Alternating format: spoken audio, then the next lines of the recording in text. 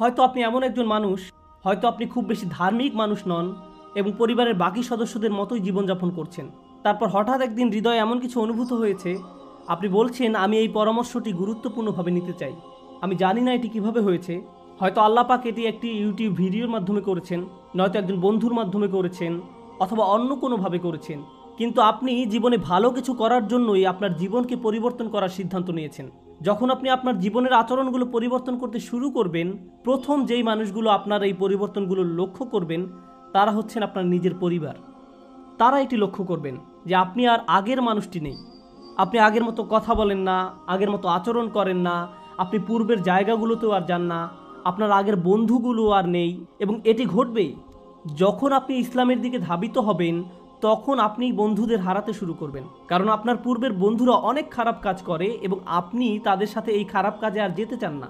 সুতরাং আপনাকে বন্ধু হারানোর এই ব্যাপারটা সহ্য করতে হবে। এই একই সময়ে আপনার পরিবারও বলবে যে আপনি কিছুটা অদ্ভুত আচরণ করছেন। যুবক ছেলেদের প্রতি তার পরিবারের সদস্যরা এটিও বলে থাকেন, তোমার মুখে এগুলো কি? তুমি কি শেভ করতে ভুলে গিয়েছো? তোমার হয়েছে কি? এবং যখন মেয়েরা হিজাব পরা শুরু করেন, তখন পরিবারের সদস্যরা আকস্মিক ধাক্কা খায়। আর মনে রাখুন, এটা একটা মুসলিম পরিবার। তারা আপনাকে মাথা থেকে জিনিসটা খুলে ফেলতে বলবেন। তারা বলবেন, তুমি কি বিয়ের অনুষ্ঠানে এভাবেই বোরকা পরে যেতে চাও? তুমি এভাবে গেলে আমি তোমার সাথে গাড়িতে বসতে পারবো না। তুমি আমাদেরকে কি মনে করো? হঠাৎ করে কি তুমি ইসলামের প্রধান মডেল হয়ে গেছো? কে মারা গিয়েছে আর তোমাকে শায়েক বানিয়ে গিয়েছে?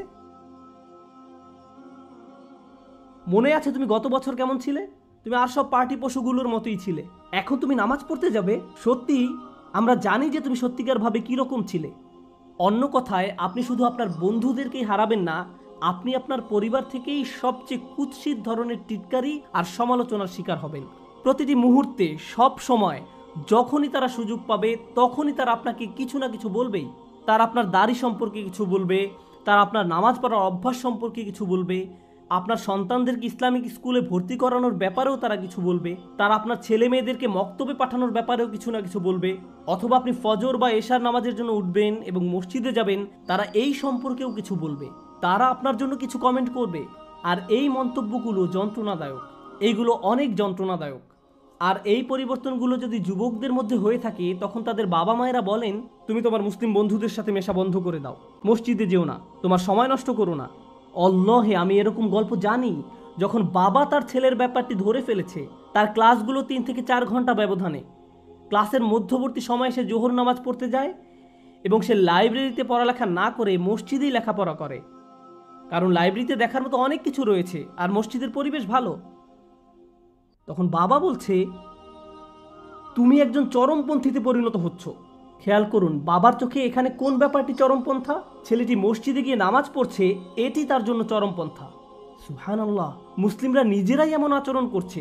আপনারা কি মনে করেন অমুসলিমরা ইসলামের প্রতি বিমুখ? কখনো দেখেছেন মুসলিম পরিবারের লোকজন নিজ সদস্যদের সাথে কি আচরণ করে? বাবা মায়েরা তাদের সন্তানদের সাথে কি করেন? আমি আমার নিজের ঘটনা জানি, যেখানে বাবা মা সন্তানকে বলেছে যে আমরা তোমার কলেজের বেতন দিতে পারবো না, আমরা তোমার জন্য একজন বর খুঁজবো না যতক্ষণ না তুমি এই হিজাব খুলে ফেলছো, আমরা এটি করবো না। তুমি যতক্ষণ পর্যন্ত না এই হিজাব খুলে ফেলছো, আমরা ততক্ষণ পর্যন্ত তোমাকে আমাদের মেয়ে হিসেবে মেনে নিব না। আমরা জনসম্মুখে তোমার সাথে একসাথে মুখ দেখাবো না। তুমি আমাদের সাথে আর কোথাও যেতে পারবে না। এই কথাগুলো একজন মা বলছিলেন। জানেন তারা আরো অবাক করার মতো কি করবে? তারা আপনাকে নিজের সম্পর্কে খারাপ অনুভব করতে বাধ্য করবে। তারা আপনাকে বলবে, তুমি কোন ধরনের মেয়ে? তোমার নিজের সম্পর্কে লজ্জা করা উচিত। তুমি তোমার বাবা মাকে বিব্রত করছো। আমরা মুসলিম, কিন্তু তথাকথিত মুসলিম নই। আমরা ওই ধরনের মুসলিম নই। আমরা আমাদের পরিবারে এইভাবে কাজকর্ম করি না। এরা হচ্ছে ওই সকল মসজিদি লোকজন, ওই ধরনের মসজিদি মানুষ, তাদের মতো হও না। এই ধরনের কথাই তারা বলবে। এখানে মজার বিষয় হলো, আপনি যদি আগের দিনে আপনার দাদা দাদির ছবি দেখেন, তাহলে দেখবেন বৃদ্ধ দাদার অনেক সুন্দর দাড়ি ছিল। আপনি আপনার দাদির ছবি দেখতে পারছেন না ঘোমটার কারণে। সুতরাং কে পরিবারের জন্য গর্বের এবং কে পরিবারের জন্য বিব্রতকর? দুঃখজনক ব্যাপার হলো, এগুলোই এই সময়কার মুসলিম পরিবার এবং আপনি এই সবের মধ্যেই রয়েছেন। আপনি ইসলামের দিকে পথ চলা শুরু করেছেন, আর এ সময় যদি ইসলামের একজন শত্রু আপনার কাছে আসে এবং বলে তোমার ধর্মকে পরিত্যাগ করো, আপনি বলবেন, ও তাই, আমি আরও অনেক বেশি প্রতিজ্ঞাবদ্ধ হব। আপনি আরও উদ্যমী হবেন, আপনার ধর্মের প্রতি আগ্রহ বেড়ে যাবে। যখন শত্রুরা ইসলামের উপর আঘাত হানে, আমরা তখন আরও বেশি প্রজ্বলিত হয়ে উঠি। আপনারা খবরে দেখবেন মুসলিমরা প্রতিবাদে উন্মত্ত হয়ে ওঠে কেউ একজন নবী সাল্লাল্লাহু আলাইহি সাল্লাম এবং মুসলিমদের নিয়ে কার্টুন আঁকলো, তার উন্মত্ত হয়ে যায়, বিকারগ্রস্তভাবে অপর লোকের গাড়িতে আগুন লাগিয়ে দেয় অথবা অন্য কিছু ভেঙে ফেলে, কারণ তার প্রকৃতপক্ষে রাগান্বিত। আসল কথা হলো, যখন এমন কিছু ঘটে যা আমাদের ধর্মের মর্যাদাকে প্রশ্নবিদ্ধ করে, আমরা অগ্নিমূর্তি ধারণ করি। কিন্তু যখন আপনার নিজ পরিবারের লোকজন এসে বলে, দেখো আমি তোমাকে ভালোবাসি, আমি তোমার সম্পর্কে উদ্বিগ্ন, আমি তোমাকে এরকম হতে দিতে চাই না, এটি ওই ধরনের লোকদের কাজ যারা কলেজ হতে বেরিয়ে আসে, যাদের চাকরি নেই, যারা দুর্দশাগ্রস্ত জীবনযাপন করে। আমি তোমাকে এসব চরমপন্থা অবলম্বন করতে দিতে পারি না।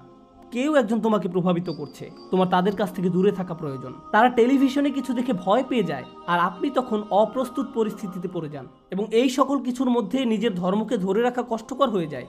কারণ এরা ইসলামের শত্রু নয়, যারা আপনাকে ইসলাম থেকে দূরে সরিয়ে নিয়ে যাচ্ছে। এরা হচ্ছেন আপনার নিজের পরিবার, আপনার নিজের বাবা মা, আপনার নিজের স্বামী, আপনার নিজের স্ত্রী, আপনার নিজের ভাই। তারাই আপনাকে ইসলাম থেকে দূরে সরিয়ে নিচ্ছে। আপনি এই ব্যাপারটি কিভাবে সামলাবেন? এই চাপের ক্ষেত্রে রেগে যাওয়াটা হচ্ছে সবচেয়ে অনুপযুক্ত প্রতিক্রিয়া। আর আপনি কি জানেন এটিই সবচেয়ে প্রচলিত প্রতিক্রিয়া? আপনার বড় দাড়ি দেখে আপনার বাবা মা হয়তো আপনার সাথে চিৎকার চেঁচামেচি করবেন। আপনি একজন গরম মাথার যুবক, আপনি তখন কি করবেন? ও তাই, এটি সুন্নাত, আপনারা আমাকে বলতে পারেন না যে আমি কি করব। আপনারা সমাজকে অনুসরণ করছেন আর আমি ইসলামকে অনুসরণ করার চেষ্টা করছি। এবং আপনি এভাবে বলে তাদের মুখের উপর দরজা বন্ধ করে দিলেন। আপনাকে আরো অনেক শিখতে হবে, কারণ আল্লাহ কি আপনাকে এটা করতে বলেছেন? নিজের বাবা মায়ের মুখের উপর দরজা বন্ধ করে দেয়া, তাদের সাথে চিৎকার চেঁচামেচি করা? তারা তো শুধু আপনার দাড়ি নিয়ে আপত্তি করেছেন। আর ইব্রাহিম আলাইহিস সালামের পিতা ইব্রাহিম আলাইহিস সালাম কি করতে বলেছিলেন? তিনি কি ছোট কোনো ব্যাপার নিয়ে কথা বলেছিলেন, নাকি বড় কোনো বিষয় নিয়ে কথা বলেছিলেন? তার পিতা বলেছিলেন, যাও মূর্তিগুলোকে সিজদা করো। আর এতে তিনি কি ধৈর্যহারা হয়েছিলেন? তিনি কি রাগান্বিত হয়েছিলেন? না, হননি। আমাদেরকে শিখতে হবে যে আমরা আমাদের বাবা মায়ের সাথে কীরকম ব্যবহার করব। এমনকি যখন তারা আমাদের দিন থেকে সরে আসতে বলবেন, তখনও। তারা মুসলিম হোক অথবা অমুসলিম হোক, এটি কোনো ব্যাপার না। আল্লাহ আজ্জা ওয়া জাল্লা বলছেন, যদি তারা তোমাকে এমন বিষয় অনুসরণ করতে পিরাপিরি করে যার জ্ঞান তাদের নেই, সেই বিষয়ে তাদের অনুসরণ করো না। এমনকি এই সময়ও তাদের সাথে সহযোগিতা করো সবচেয়ে ভালো আচরণের মাধ্যমে। তাদেরকে মান্য করা আলাদা, আর তাদেরকে সম্মান করা আলাদা ব্যাপার।